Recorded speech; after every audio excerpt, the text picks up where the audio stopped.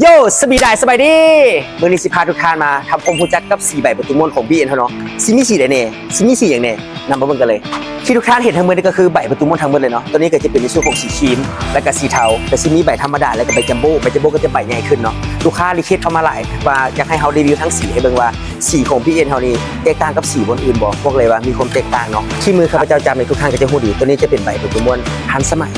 ใบประตูม่วนทันสมัยมันก็จะต่อกันแบบนี้เนาะเวลามันจะขึ้นมันจะต่อไปกับกับเนาะถ้าว่าใบประตูม่วนธรรมดามันก็จะริ้วเป็นคล้ายคือกับประตูม่วนธรรมดาที่ทุกท่านเห็นบอกเลยว่าสีของใบประตูม่วนของเขานะมันจะเป็นสีเดียวกับใบทันสมัยเพราะว่าอย่างคือลูกค้ารีเควสมาว่าใบประตูม่วนของเขานี้มีสีที่ทันสมัยบ่ที่มันก็คือใบประตูม่วนทันสมัยลูกค้าบานนึงใช้ใบประตูม่วนทันสมัยแล้วใบนึงก็ใช้ธรรมดาแต่เป็นสีเดียวกันเนาะบอกเลยว่าสีนี้กำลังเป็นที่นิยมต่างประเทศทั้งไทยต่างประเทศเนาะก็เคยเอาเข้ามาเป็นสีครีมออกเหลืองๆเนาะลูกค้าก็รีเควสมาว่ามันก็ซ้ำกับแบรนด์อื่นแน่ซ้ำกับของผู้อื่นแน่เขาก็เลยว่าเอาให้มันแตกต่างเลยก็คือเป็นสีครีมมุกตัวนี้เนาะเด็กเขาก็จะเห็นว่าบอกว่ามีความงามแล้วก็โดดเด่นแล้วก็สมูทเนาะตัวนี้งามหลาย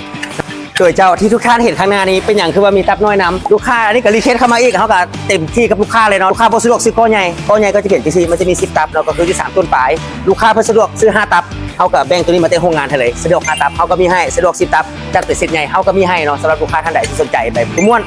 หรือว่าจะได้แบบลูซิ่งก็สามารถติดต่อได้ที่ตัวแทนการประทานทุกสาขาหรือติดต่อที่ข้าพเจ้าก็ได้หากว่าท่านใดสนใจอยากมีคำถามหรืออยากสอบถามเข้ามาเกี่ยวกับมาตรฐานเกี่ยวกับการพับฮักเป็นอย่างต่างๆเขาก็สามารถคอมเมนต์ได้แล้วเขาก็สิมาตอบคำถามให้ลูกค้าเนาะสำหรับคลิปนี้ต้องขอกล่าวคำว่าสบายดีจบไปแล้วเนาะสำหรับในส่วนของการรีวิวเรื่องสีสบายดี